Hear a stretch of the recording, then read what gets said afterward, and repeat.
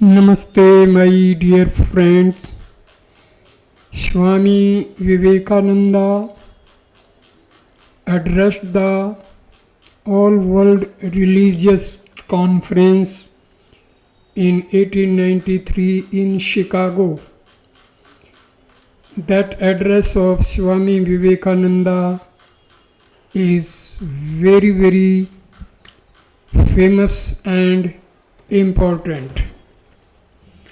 Swami Vivekananda's Chicago address at 1893 World Parliament of Religions, a call for unity that goes beyond tolerance. Swami Vivekananda made a memorable impact at the 1893 World Parliament of Religions in Chicago by advocating for religious tolerance and unity. His opening address, beginning with Sisters and Brothers of America, highlighted the universal values of Hinduism and emphasized the need for mutual respect among different religions. Swami Vivekananda was the first person to make the world realize the high spiritual content and exalted glory of Hinduism. His name always finds a revered place for his knowledge of Bharatiya philosophy, spiritualism and Vedanta. He is known more for his endeavor to unite Indian innate values of religion and Western materialistic advancement. Swami Vivekananda represented Bharat as a Hindu monk at the World Parliament of Religion held in Chicago in the year 1893. The event is recognized as the first formal assembly of representatives from Eastern and Western spiritual traditions. The first session of the Parliament was held on September 11, 1893 in the spacious hall of the Art Institute. Many people who arrived representing different religions such as Buddhism, Jainism, Christianity and many more were busy reading their own prepared speeches. On the other hand, there was Swami Vivekananda who did not prepare any speech and decided to speak whatever he knew about Hinduism. His speech was in the afternoon, which he began by addressing the audience as Sisters and Brothers of America, which won wide accolades by the audience. He then thanked in the name of ancient monks in the world, mother of all religions and millions of Hindus of all classes and sects. He further states that he was proud to belong to a religion which has taught the world both tolerance and universal acceptance. He also mentioned to be proud of being of a religion which has sheltered refugees of all religions and nations of the earth. He also went on to mention that all religion is like the droplets of water having different sources and finally mingles with the sea. He mentioned that we should stop extreme beliefs that may lead to unreasonable behavior. Why we disagree. 15 September 1893, Swami Vivekananda then tells a little story about a frog who lived in a well. The frog every day cleaned the water and survived with energy unknown of the outer world. One day another frog that lived in the sea somehow fell into the well. Unless the frog from the sea made him understand about the vast sea, the frog from the well did not know of the possibilities of a bigger world. The same is the thought of each religious person, may it be Hindus, Christians or followers of any other religion. Vivekananda with this story expresses gratitude towards America for initiating such an event that enabled to break the barriers of several worlds around ours. Religion binds humans with similar affinities. This never implies to disrespect dissimilarities. The notion which prevails around the world in the name of religion has to be cleared, and such events marks a milestone to uncover similarities among us, differences. Addressing the final session, 27 September 1893, Swami Vivekananda thanks the entire noble source with a large heart who dreamed of such event. He also said of the common grounds of religious unity and said one should not win by destroying others in the name of religion. Every religion has its own law for growth, and we should not try to convert any person into other religion but should preserve his individuality. He concludes by saying, help and not fight, live in harmony and peace and not with conflicts or problems. Key points. I am proud to belong to a religion which has taught the world both tolerance and universal acceptance. We believe not only in universal tolerance but we accept all religions as true. I am proud to belong to a nation which has sheltered the persecuted and the refugees of all religions and all nations of the earth. I am proud to tell you that we have gathered in our bosom and poorest remnant of the Israelites who came to southern India and took refuge with us in the very year in which their holy temple was shattered to pieces by Roman tyranny. I am proud to belong to the religion which has sheltered and is still fostering the remnant of the grand Zoroastrian nation. Sectarianism, bigotry, and its horrible descendant fanaticism have long possessed this beautiful earth. They have filled the earth with violence, drenched it often and often with human blood, destroyed civilization and sent whole nation to despair. Had it not been for these horrible demons, human society would be far more advanced than it is now. I am a Hindu. I am sitting in my own little well and thinking that the whole world is my little well. The Christian sits in his little well and thinks the whole world is his well. The Mohammedan sits in his little well and thinks that is the whole world. I have to thank you of America for the great attempt you are making to break down the barriers of this little world of ours and hope that in the future the Lord will help you to accomplish your purpose. A man ought to live in this world like a lotus leaf, which grows in water but is never moistened by water. So a man ought to live in the world, his heart to God and his hand to work. The Hindu religion does not consist in struggles and attempts to believe a certain doctrine or dogma, but in realizing, not in believing, but in being and becoming. Thus, the whole object of their system is by constant struggle to become perfect, to become divine, to reach God and see God. And this reaching God, seeing God, becoming perfect, even as the Father in heaven is perfect, constitutes the religion of the Hindus. Science is nothing but the finding of unity. As soon as science would reach perfect unity, it would stop from further progress because it would reach the goal. Thus, chemistry could not progress further when it would discover one element out of which all others could be made. Physics would stop when it would be able to fulfill its services in discovering one energy of which all others are but manifestations.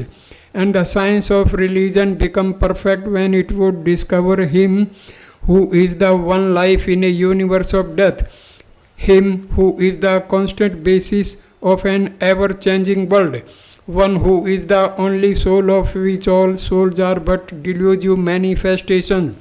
Thus is it through multiplicity and duality that the ultimate unity is reached. Religion can go no further. This is the goal of all science. Superstition is a great enemy of man, but bigotry is worse. Why does a Christian go to church? Why is the cross holy? Why is the face turned toward the sky in prayer? Why are there so many images in the Catholic Church? Why are there so many images in the minds of Protestants when they pray? My brother, we can no more think about anything without a mental image than we can live without breathing. By the law of association, the material image calls up the mental idea and vice versa. This is why the Hindu uses an external symbol when he worships. The Hindus have associated the idea of holiness, purity, truth, omnipresence, and such other ideas with different images and forms. But with this difference that while some people devote their whole lives to their idol of a church and never rise higher because with them religion means an intellectual assent to certain doctrines and doing good to their fellows. The whole religion of the Hindu is centered in realization. Man is to become divine by realizing the divine. Idols or temples or churches or books are only the sports, the helps of his spiritual childhood, but on and on he must progress. In India during the terrible famines, thousands died from hunger, yet you Christians did nothing. You erect churches all through India, but the crying evil in the East is not religion. They have religion enough, but it is the bread that the suffering millions of burning India cry out for with parched thoughts. They ask us for bread, but we give them stones. It is an insult to a starving people to offer them religion. It is an insult to a starving man to teach him metaphysics. The religion of the Hindus is divided into two parts, the ceremonial and the spiritual. The spiritual portion is specially studied by the monks, in that there is no caste. A man from the highest caste and a man from the lowest may become a monk in India, and the two castes become equal. In religion, there is no caste. Caste is simply a social institution. Hinduism cannot live without Buddhism, nor Buddhism without Hinduism. Then realize what the separation has shown to us, that the Buddhist cannot stand without the brain and philosophy of the Brahmins, nor the Brahmin without the heart of the Buddhist. This separation between the Buddhists and the Brahmins is the cause of the downfall of India. But if anyone here hopes that this unity will come by the triumph of any one of the religions and the destruction of the others, to him I say, brother, yours is a impossible hope. Do I wish that the Christians would become Hindu? God forbid. Do I wish that the Hindus or Buddhists would become Christian? God forbid. The seed is put in the ground, and earth and air and water are placed around it. Does the seed become the earth or the air or the water? No, it becomes a plant. It develops after the law of its own growth, assimilates the air, the earth, and the water, converts them into plant substance, and grows into a plant. Similarly is the case with religion. The Christian is not to become a Hindu or a Buddhist, nor a Hindu or Buddhist to become a Christian, but each must assimilate the spirit of the others and yet preserve his individuality and grow according to his own law of growth. Swami Vivekananda delivered a series of speeches at the World Parliament on Religions held in Chicago in 1893. He also presented a paper on Hindu Dharma there. Following are the speeches he delivered there and the research paper he presented. Response to welcome. At the World Parliament of Religion, Chicago, September 11, 1893, Sisters and Brothers of America. It fills my heart with joy unspeakable to rise in response to the warm and cordial welcome that you have given us. I thank you in the name of the most ancient order of monks in the world. I thank you in the name of the mother of religions, and I thank you in the name of millions and millions of Hindus, people of all classes and sects. My thanks also to some of the speakers on this platform who, referring to the delegates from the Orient, have told you that these men from far off nations may well claim the honor of bearing to different lands the idea of toleration. I am proud to belong to a religion which has taught the world both tolerance and universal acceptance. We believe not only in universal toleration but we accept all religions as true.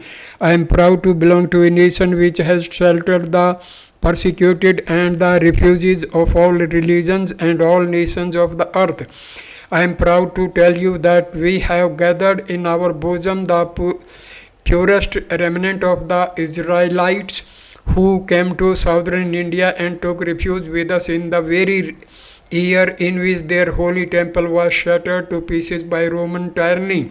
I am proud to belong to the religion which has sheltered and is still fostering the remnant of the grand Zoroastrian nation. I will quote to you, brethren, a few lines from a hymn which I remember to have repeated from my earlier boyhood, which is every day repeated by millions of human beings, as the different streams having their sources in different places all mingle their water in the sea. So, O Lord, the different paths which men take through different tendencies various through they appear crooked or straight, all lead to thee. The present convention, which is one of the most august assemblies or held, is in itself a vindication, a declaration to the world of the wonderful doctrine preached in the Gita. Whosoever comes to me, through whatsoever form I reach him. All men are struggling through paths which in the end lead to me. Sectarianism, bigotry, and its horrible descendant, fanaticism, have long possessed this beautiful earth. They have filled the earth with violence, drenched it often and often with human blood, destroyed civilization, and sent whole nations to despair. Had it not been for these horrible demons, human society would be far more advanced than it is now. But their time is come, and I fervently hope that the bell that tolled this morning in honor of this convention may be the death knell of all fanaticism, of all persecutions with the sword or with the pen, and of all uncharitable feelings between persons wending their way to the same goal. Why we disagree. September 15, 1893. I will tell you a little story. You have heard the eloquent speaker who has just finished say, let us cease from abusing each other, and he was very sorry that there should always so much variance. But I think I should tell you a story which would illustrate the cause of this variance. A frog lived in a well. It had lived there for a long time. It was born there and brought up there, and yet was a little small frog. Of course, the evolutionists were not there then to tell us whether the frog lost its eyes or not, but for our story's sake, we must take it for granted that it had its eyes and that it every day cleansed the water of all the worms and bacilli that lived in it with an energy that would do credit to our modern bacteriologists. In this way, it went on and became a little sleek and fat. Well, one day another frog that lived in the sea came and fell into the well. Where are you from? I am from the sea. The sea? How big is that? Is it as big as my well? And he took a leaf from one side of the well to the other. My friend, said the frog of the sea, how do you compare the sea with your little well? Then the frog took another leaf and asked, is your sea so big? What nonsense you speak, to compare the sea with your well. Well then, said the frog of the well, nothing can be bigger than my well. There can be nothing bigger than this. This fellow is a liar, so turn him out. That has been the difficulty of all the while. I am a Hindu. I am sitting in my own little well and thinking that the whole world is my little well. The Christian sits in his little well and thinks the whole world is his well. The Mohammedan sits in his little well and thinks that is the whole world. I have to thank you of America for the great attempt you are making to break down the barriers of this little world of ours, and hope that in the future the Lord will help you to accomplish your purpose. Paper on Hinduism. Read at the Parliament on September 19, 1893. Three religions now stand in the world which have come down to us from time prehistoric: Hinduism, Zoroastrianism, and Judaism. They have all received tremendous shocks, and all of them prove by their survival their internal strength. But while Judaism failed to absorb Christianity and was driven out of its place of birth by its all conquering daughter and a handful of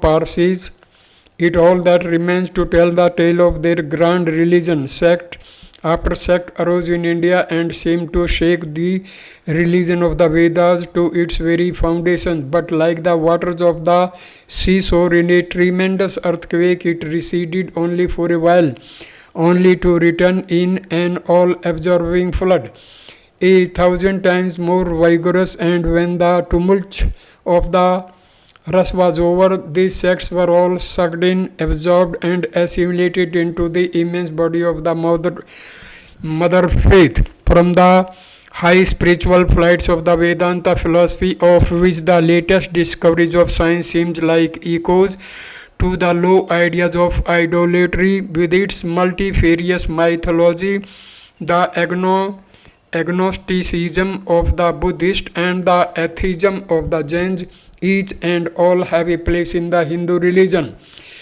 Where then the question arises, where is the common center to which all these widely diverging radii converge? Where is the common basis upon which all these seemingly hopeless contradictions rest? And this is the question I shall attempt to answer. The Hindus have received their religion through revelation, the Vedas. They hold that the Vedas are without beginning and without end. It may sound ludicrous to this audience how a book can be without beginning or end, but by the Vedas no books are meant. They mean the accumulated treasury of spiritual laws discovered by different persons in different times, just as the law of gravitation existed before its discovery and would exist if all humanity forgot it. So is it with the law that govern the spiritual world. The moral, ethical, and spiritual relations between soul and between individual spirits and the Father of all spirits were there before their discovery and would remain even if they forget them. The discoverers of these laws are called rishis, and we honor them as perfected beings. I am glad to tell this audience that some of the very greatest of them were women. Here it may be said that these laws, as laws, may be without end, but they must have had a beginning. The Vedas teach us that creation is without beginning or end. Science is said to have proved that the sum total of cosmic energy is always the same. Then, if there was a time when nothing existed, where was all this manifested energy? Some say it was in a potential form in God. In that case, God is sometimes potential and sometimes kinetic, which would make him mutable. Everything mutable is a compound, and everything compound must undergo that change which is called destruction. So God would die, which is absurd. Therefore there never was a time when there was no creation. It may be allowed to use a simile. Creation and creators are two lines without beginning and without end, running parallel to each other. God is the ever-active providence by whose power systems after systems are being evolved out of chaos, made to run for a time and again destroyed. This is what the Brahmin boy repeats every day. The sun and the moon the Lord created like the sun and moons of previous cycles.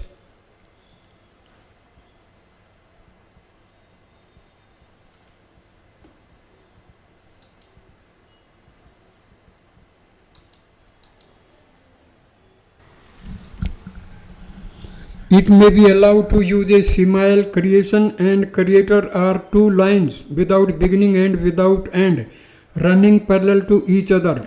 God is the ever active providence by whose paper systems after systems are being evolved out of chaos, made to run for a time and again destroyed.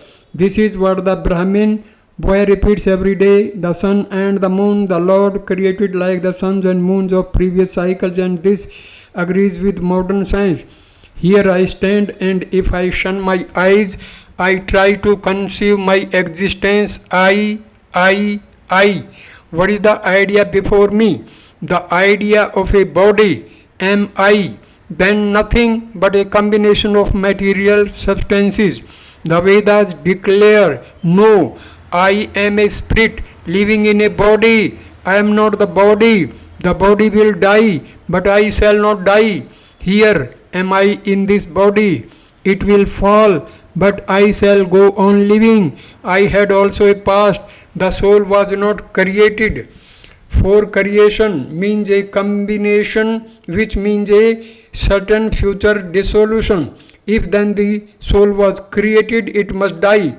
Some are born happy, enjoy perfect health with beautiful body, mental vigor, and all wants supplied. Others are born miserable, some are without hands or feet. Others again are idiots and only drag on a wretched existence. Why, if they are all created, why does a just and merciful God create one happy and another unhappy? Why is he so partial? Nor would it matter in the least to hold that those who are mistakable in this life will be happy in a future one. Why should a man be miserable even here in the reign of a just and merciful God? In the second place, the idea of a creator God does not explain the anomaly, but simply expresses the cruel fate of all powerful being. There must have been causes then before his birth to make a man miserable or happy, and those were his past actions. Are not all the tendencies of the mind and the body accounted for by inherited aptitude? Here are two parallel lines of existence, one of the mind, the other of matter. If matter and its transformations answer for all that we have, there is no necessity for supposing the existence of a soul. But it cannot be proved that thought has been evolved out of matter. And if a philosophical monism is inevitable, spiritual monism is certainly logical and no less desirable than a materialistic monism. But neither of these is necessary here. We cannot deny that bodies acquire certain tendencies from heredity, but those tendencies only mean the physical configuration through which a peculiar mind alone can act in a peculiar way. There are other tendencies peculiar to a soul caused by its past actions, and a soul with a certain tendency would by the laws of affinity take birth in a body which is the fittest instrument for the display of the tendency. This is in accord with science, for science wants to explain everything by habit, and habit is got through repetitions. So repetitions are necessary to explain the natural habits of a newborn soul, and since they were not obtained in this present life, they must have come down from past lives. There is another suggestion.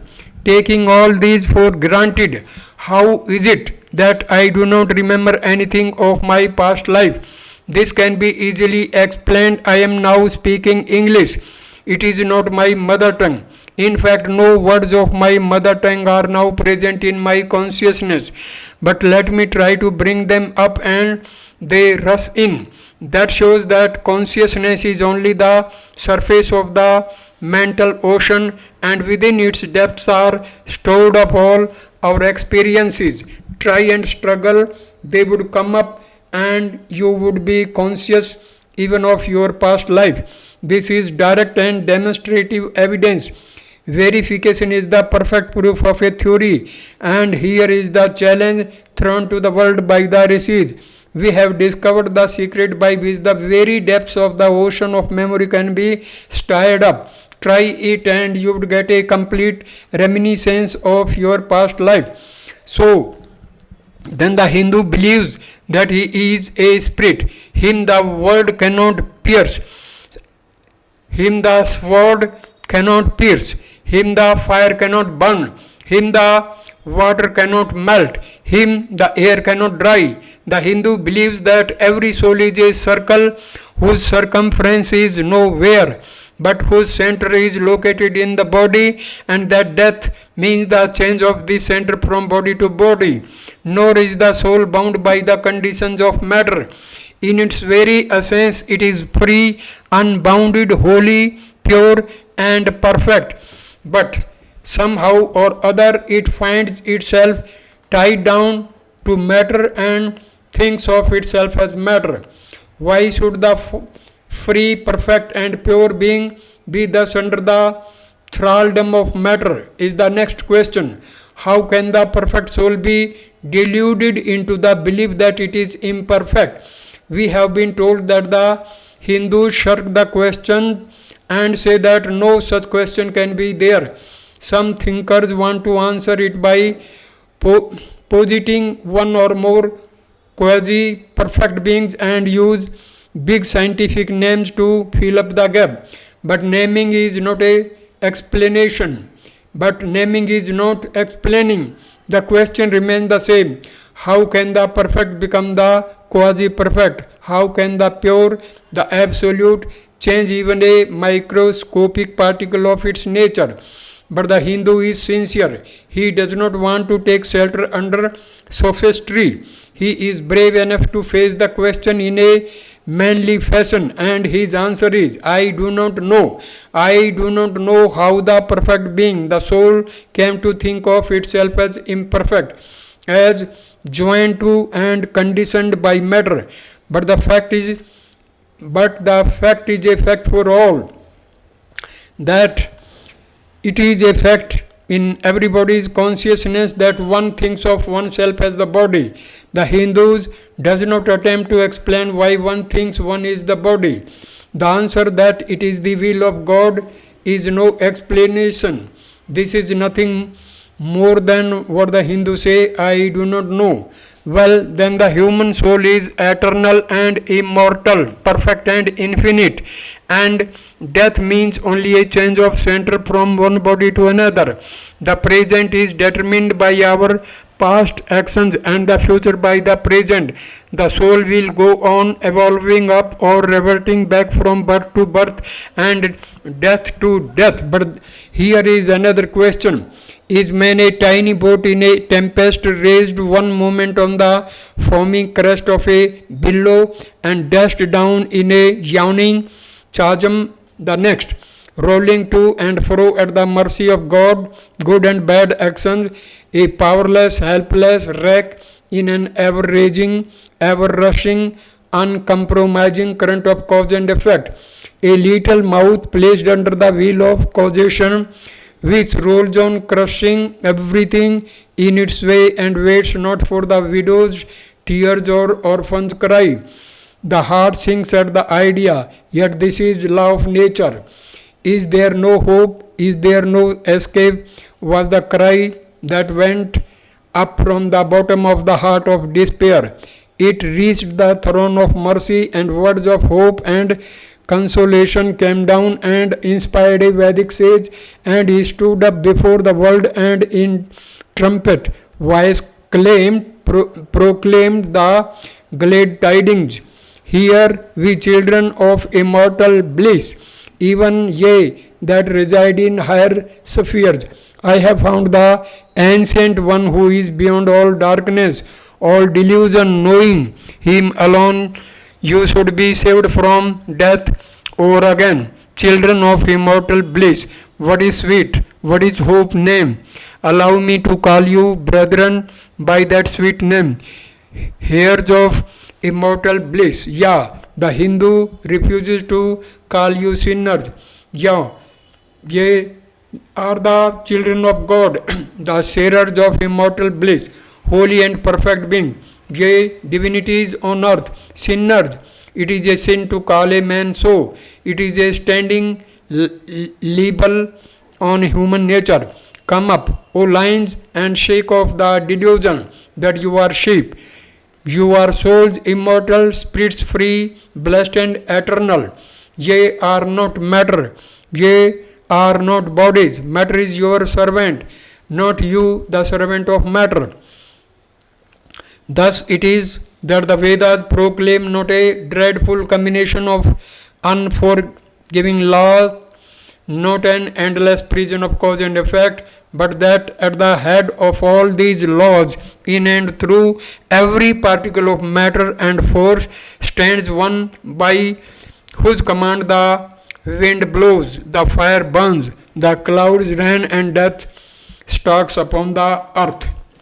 And what is his nature? He is everywhere the pure and formless one, the Almighty and the All Merciful. Thou art our Father. Thou art our Father. Thou art our Mother. Thou art our beloved friend. Thou art the source of all strength. Give us strength. Thou art He that bears the burdens of the universe. Help me bear the little burden of this life. Thus sang the rishis of the Vedas, and how to worship Him through love. He is to be worshipped as the one beloved, dearer than everything in this and the next life. This is the doctrine of love declared in the Vedas, and let us see how it is fully developed and taught by Krishna, whom the Hindus believe to have been God incarnate on earth. He taught that a man ought to live in this world like a lotus leaf, which grows in water but is never moistened by water. So a man ought to live in the world, his heart to God and his hands to work. It is good to love God but for hope of reward in this or the next world, but it is better to love God for love's sake. And the prayer goes, Lord, I do not want wealth, nor children, nor learning. If it be thy will, I shall go from birth to birth, but grant me this, that I may love thee without the hope of reward, love unselfishly for love's sake.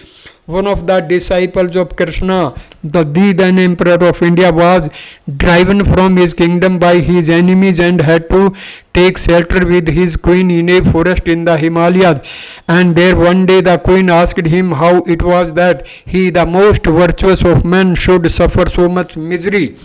Yudhishthira answered, Behold, my queen, the Himalayas, how grand and beautiful they are. I love them. They do not give me anything, but my nature is to love the grand, the beautiful, therefore I love them. Similarly, I love the Lord. He is the source of all beauty, of all sublimity. He is the only object to be loved. My nature is to love Him, and therefore I love. I do not pray for anything. I do not ask for anything. Let Him place me wherever He likes. I must love Him for love's sake. I cannot trade in love. The Vedas teach that the soul is divine, only held in the bondage of matter. Perfection will be reached when this bond will burst, and word that used for it is therefore mukti, freedom. Freedom from the bonds of imperfection, freedom from death and misery. And this bondage can only fall off through the mercy of God, and this mercy comes on the pure. So purity is the condition of His mercy. How does that mercy act? He reveals Himself to the pure heart, the pure and the stainless see God. Yeah, even in this life, then only all the crookedness of the heart is made straight. Then all doubt ceases. He is no more the freak of a terrible law of causation. This is the very center, the very vital conception of Hinduism. The Hindu does not want to live upon words and theories. If there are existences beyond the ordinary sensuous existence, he wants to come face to face with them. If there is a soul in him which is not matter, If there is an all-merciful universal soul, he will go to him direct. He must see him, and that alone can destroy all doubts. So the best proof of Hindu says gives about the soul, about God is, I have seen the soul, I have seen God, and that is the only condition of perfection. The Hindu religion does not consist in struggles and attempts to believe a certain doctrine or dogma, but in realizing, not in believing, but in being and becoming. Thus, the whole object of their system is by a constant struggle to become perfect, to become divine, to reach God and see God, and this reaching God, seeing God, becoming perfect, even as the Father in heaven is perfect, constitutes the religion of the Hindus. And what becomes of a man when he attains perfection? He lives a life of bliss infinite. He enjoys infinite and perfect bliss, having obtained the one thing in which man ought to have pleasure, namely God, and enjoys the bliss with God. So far all the Hindus are agreed. This is the common religion of all the sects of India. But then perfection is absolute, and the absolute cannot be two or three. It cannot have any qualities. It cannot be an individual, and so when a soul becomes perfect and absolute, it must become one with Brahman, and it would only realize the Lord as the perfection, the reality of its own nature and existence, the existence absolute, knowledge absolute, and bliss absolute. We have often and often read this called the losing of individuality and becoming a stock or stone. He just at scars that never felt a wound. I tell you, it is nothing of the kind. If it is happiness to enjoy the consciousness of this small body, it must be greater happiness to enjoy the consciousness of two bodies. The measure of happiness increasing with the consciousness of an increasing number of bodies, the aim, the ultimate of happiness being reached when it would become a universal consciousness. Therefore, to gain this infinite universal individuality, this miserable little prison individuality must go. Then alone can death cease when I am alone with life. Then alone can misery cease when I am one with happiness itself. Then alone can all errors cease when I am one with knowledge itself. And this is the necessary scientific conclusion. Science has proved to me that physical individuality is a delusion, that really my body is one little continuously changing body in an unbroken ocean of matter, and Advaita, unity, is the necessary conclusion with my other counterpart, soul. Science is nothing but the finding of unity. As soon as science would reach perfect unity, it would stop from further progress because it would reach the goal. Thus, chemistry could not progress further when it would discover one element out of which all other could be made. Physics would stop when it would be able to fulfill its services in discovering one energy of which all others are but manifestations, and the science of religion become perfect when it would discover him who is the one life in a universe of death, him who is the constant basis of an ever-changing world, one who is the only soul of which all souls are but delusive manifestation. Thus is it through multiplicity and duality that the ultimate unity is reached. Religion can go no further. Religion can go no farther. This is the goal of all science.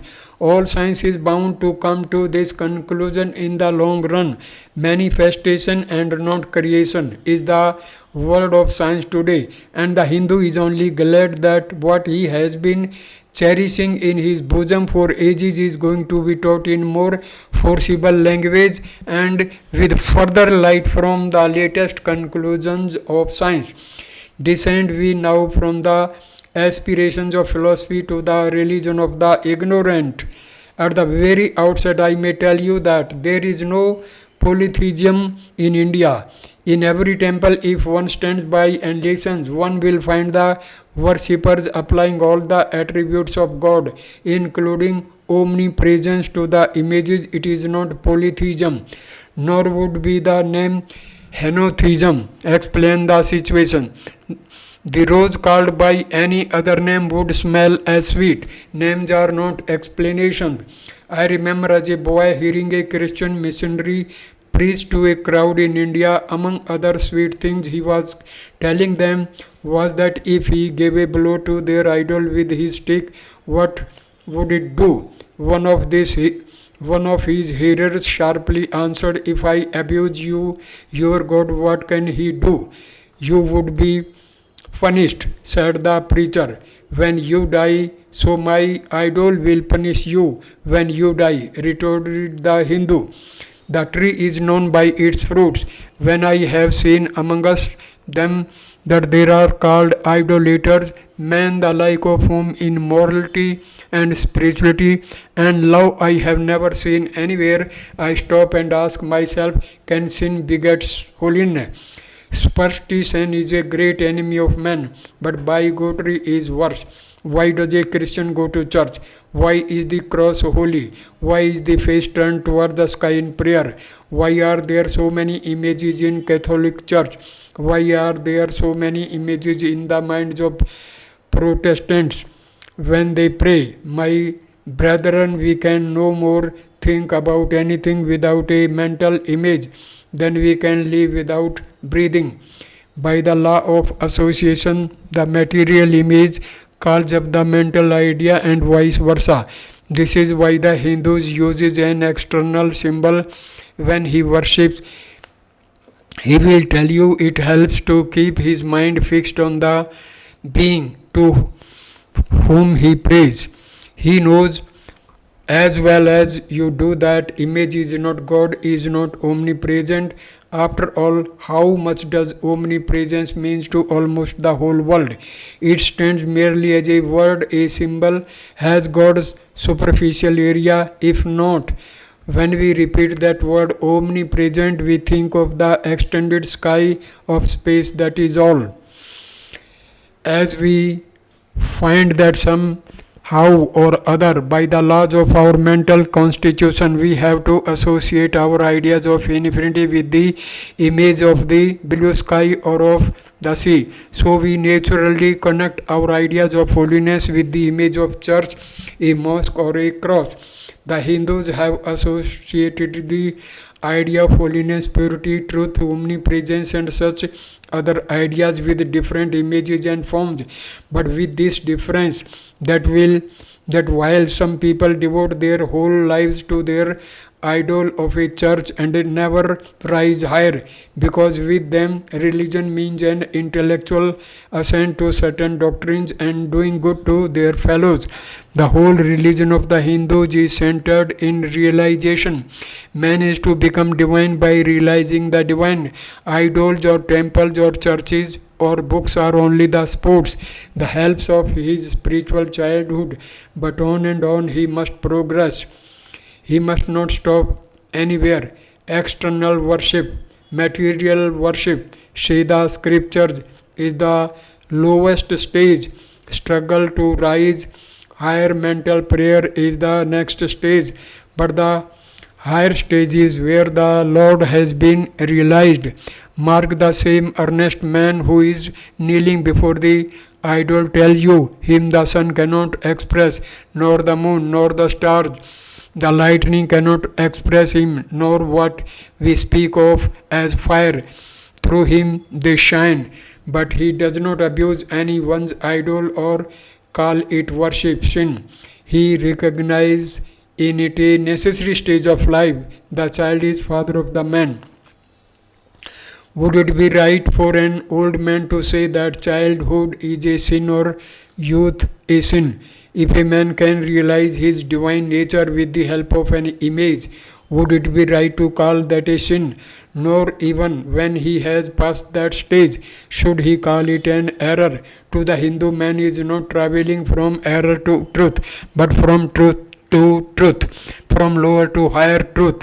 To him, all the religions from the lower fetishism to the highest Absolutism means so many attempts of the human soul to grasp and realize the infinite, each determined by the conditions of its birth and association, and each of these marks a stage of progress, and every soul is a young eagle soaring higher and higher, gathering more and more strength till it reaches the glorious sun. Unity in variety is the plan of nature, and the Hindu has recognized it. Every other religion lays down certain fixed dogmas and tries to force society to adopt them. It places before society only one coat which must fit Jack and John and Henry all alike. If he does not fit John or Henry, he must go without a coat to cover his body. The Hindus have discovered If the that Hindu the fanatic burns absolute can himself only on the be fire, realized or he thought never lights of the or fire of stated Inquisition. through the relative, and the even this images cannot be crosses and crescent are laid simply at so the many door of symbols, his religion so any many more than the pegs to hang the burning of spiritual which idea is can on. be laid It at is the not door of this help Christianity. is necessary To for the Hindu, everyone, then the but whole those world of that do religion not is need only a it traveling, a have coming no up right of to different say men and that women that is through wrong. various conditions What and is it compulsory circumstances by to the in same goal. Hinduism? One thing I Every must tell religion you, is only idolatry evolving in a India good does out of not the mean material anything man, and the horrible. same God is the inspirer of all of them. Why then there are so many contradictions? They are only apparent, says the Hindu. The contradictions come from the same truth, adapting itself to the varying circumstances of different nature. It is the same light coming through glasses of different colors, and these little variations are necessary for purpose of adaptation. But in the heart of everything, the same truth reigns. The Lord has declared to the Hindu in his incarnations as Krishna, I am in every religion as the thread through a string of pearls. Wherever thou seest extraordinary holiness and extraordinary power, raising and purifying humanity, know thou that I am there. And what has been the result? I challenge the world to find through the whole system of Sanskrit philosophy any such expression as that the Hindu alone will be saved and not other, says Vyasa. We find perfect man ever beyond the pale of our caste and creed. One thing more, how then can the Hindu, whose whole fabric of thought centers in God, believes in Buddhism, which is agnostic, or in Jainism, which is atheistic? The Buddhism or the Jains do not depend upon God, but the whole force of their religion is directed to the great central truth in every religion, to evolve a God out of man. They have not seen the Father, but they have seen the Son, and he that hath seen the Son hath seen the Father also. This, brethren, is a short sketch of the religious ideas of the Hindus. The Hindu may have failed to carry out all his plans, but if there is ever to be a universal religion, it must be one which will have no location in place or time, which will be infinite like the God. It will preach, and whose sun will shine upon the followers of Krishna and Christ, on saints and sinners alike, which will not be Brahminic or Buddhistic, Christian or Mohammedan, but the sum total of all these, and still have infinite space for development, which in its Catholicity will embrace in its infinite arms and find a place for every human being, from the lowest traveling savage not far removed from the brute to the highest man, towering by the virtues of his head and heart almost above humanity, making society stand in awe of him and doubt his human nature. It will be a religion which will have no place for persecution or intolerance in its polity, which will recognize divinity in every man and woman, and whose whole scope, whose whole force will be created in aiding humanity to realize its only true divine nature. Offer such a religion, and all the nations will follow you. Ashoka's council was a council of the Buddhist faith. Akbar's, though more to the purpose, was only a parlor meeting. It was preserved for America to proclaim to all quarters of the globe that the Lord is in every religion. May he who is the Brahman of the Hindus, the Ahura Mazda of the Zoroastrians, the Buddha of the Buddhists, the Jehovah of the Jews, the Father in heaven of the Christians, give strength to you to carry out your noble idea. The star arose in the east. It travelled steadily toward the west, sometimes dimmed and sometimes effulgent, till it made a circuit of the world. And now it is again rising on the very horizon of the east, the borders of the Sanpo, a thousandfold more effulgent than it is ever was. Hail, Columbia, motherland of liberty! It has been given to thee, who never dipped her hand in her neighbor's blood, who never found out that the shortest way of becoming rich was by robbing one's neighbors. It has been given to thee to march at the vanguard of civilization with the flag harmony. Religion, not the crying need of India. September 20, 1893. Christians must always be ready for good criticism, and I hardly think that you will mind if I make a little criticism. You Christians who are so fond of sending out missionaries to save the soul of the heathen, why do you not try to save their bodies from starvation? In India during the terrible famines, thousands die from hunger, yet you Christians did nothing. You erect churches all through India, but the crying evil in the East is not religion. They have religion enough, but it is bread that the suffering millions of burning India cry out for, which parched throats. They ask us for bread, but we give them stones. It is an insult to a starving people to offer them religion. It is an insult to a starving man to teach him metaphysics. In India, a priest that preached for money would lose caste and be spat upon by the people. I came here to speak aid for my impoverished people, and I fully realized how difficult it was to get help for heathens from Christianity in a Christian land. Buddhism, the fulfillment of Hinduism. September 26, 1893. I am not a Buddhist, as you have heard, and yet I am. If China or Japan or Ceylon follow the teachings of the great master, India worships him as God incarnate on earth. You have just now heard that I am going to criticize Buddhism, but by that I wish you to understand only this: far be it from me to criticize him whom I worship as God incarnate on earth. But our views about Buddha are that he was not understood properly by his disciples. The relation between Hinduism, by Hinduism I mean the religion of the Vedas, and what is called Buddhism at the present day is nearly the same as between Judaism and Christianity. Jesus Christ was a Jew and Shakya Muni was a Hindu. The Jews rejected Jesus Christ, nay, crucified him, and the Hindus have accepted Shakya Muni as God and worship him. But the real difference that we Hindus want to show between modern Buddhism and what we should understand as the teachings of Lord Buddha lies principally in this. Shakya Muni came to preach nothing new. He also, like Jesus, came to fulfill and not to destroy. Only in the case of Jesus, it was the old people, the Jews, who did not understand him, while in the case of Buddha, it was his own followers who did not realize the import of his teachings.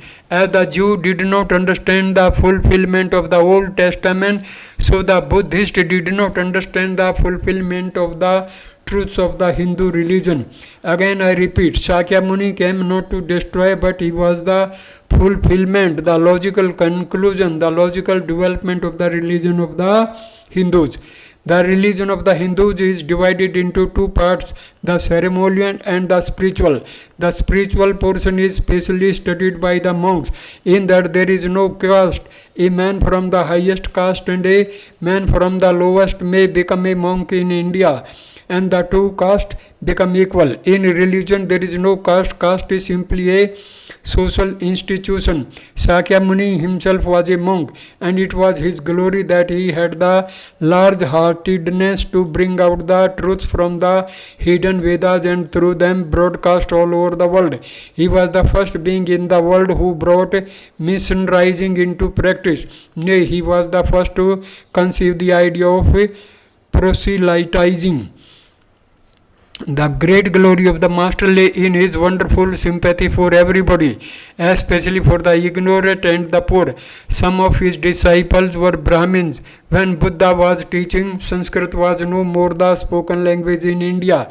It was then only in the books of the learned. Some of Buddha's Brahmins disciples wanted to translate his teaching into Sanskrit, but he distinctly told them, I am for the poor, for the people. Let me speak in the tongue of the people. And so, to this day, the great bulk of his teachings are in the vernacular of that day in India. Whatever may be the position of philosophy, whatever may be the position of metaphysics, so long as there is such a thing as death in the world, so long as there is such a thing as weakness in the human heart, so long as there is a cry out of the heart of man in his very weakness, there shall be there shall be faith in God. On the philosophic side, the disciples of the great master dashed themselves against the eternal rocks of the Vedas and could not crush them. And on the other side, they took away from the nation that eternal God to which every one, man or women, cling so fondly. And the result was that Buddhism had to die a natural death in India. In the present day, there is not one who calls him oneself a Buddhist in India, the land of its birth. But at the same time, Brahmanism lost something, that reforming zeal, that wonderful sympathy and charity for everybody, that wonderful heaven which Buddhism had brought to the masses and which had rendered Indian society so great that a Greek historian who wrote about India of that time was led to say that no Hindu was known to tell an untruth and no Hindu woman was known to be unchaste. Hinduism cannot live without Buddhism, nor Buddhism without Hinduism. Then realize what the separation has shown to us, that the Buddhist cannot stand without the brain and philosophy of the Brahmins, nor the Brahmins without the heart of the Buddhist. This separation between the Buddhist and Brahmins is the cause of the downfall of India. This is why India is populated by 300 million of beggars, and that's why India has been the slave of conquerors for the last 1000 years. Let us then join the wonderful intellect of the Brahmins with the heart, the noble soul, the wonderful humanizing power of great master. Address at the final session, September 27, 1893. The world's parliament of religions has become an accomplished fact, and the merciful Father has helped those who labored to bring it into existence and crowned with success their most unselfish labor. My thanks to those noble souls whose large hearts and love of truth first dreamed this wonderful dream and then realized it. My thanks to the shower of liberal sentiments that has overflowed this platform. My thanks to his enlightened audience for their uniform kindness to me and for their appreciation of every thought that tends to smooth the friction of religion. A few jarring notes were heard from time to time in this harmony. My special thanks to them, for they have, by their striking contrast, made general harmony the sweeter. Much has been said of the common ground of religious unity. I am not going just now to venture my own theory, but if Anyone here hopes that this unity will come by the triumph of any one of the religions and the destruction of the others? To him I say, brother, yours is an impossible hope. Do I wish that the Christian would become Hindu? God forbid. Do I wish that the Hindu or Buddhist would become Christian? God forbid. The seed is put in the ground, and earth and air and water are placed around. Does the seed become the earth or the air or the water? No. It becomes a plant. It develops after the law of its own growth, assimilates the air, the earth and the water, converts them into plant substance and grows into a plant. Similarly, similar is the case with religion. The Christian is not to become a Hindu or a Buddhist, nor a Hindu or a Buddhist to become a Christian, but each must assimilate the spirit of the others and yet preserve his individuality and grow according to his own law of growth. If the parliament of religions has shown anything to the world, it is this: it has proved to the world that holiness, purity, and charity are not the exclusive possessions of any church in the world, and that every system has produced men and women of the most exalted character. In the face of this evidence, if anybody dreams of the exclusive survival of his own religion and the destruction of the others, I pity him from the bottom of my heart and point out to him that upon the banner of every religion will soon be written, in spite of resistance, help and not fight, assimilation and not destruction, harmony and peace and not division. Thank you for watching this wonderful video. Namaskar, my dear friends. Thank you.